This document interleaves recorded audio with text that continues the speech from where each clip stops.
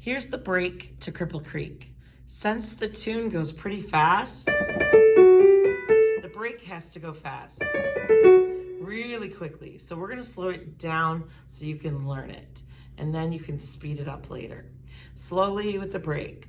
1 and 2 and ready and go and.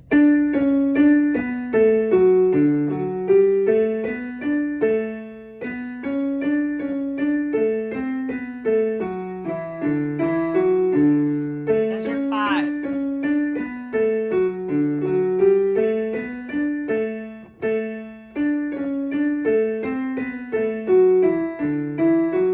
There's your 9.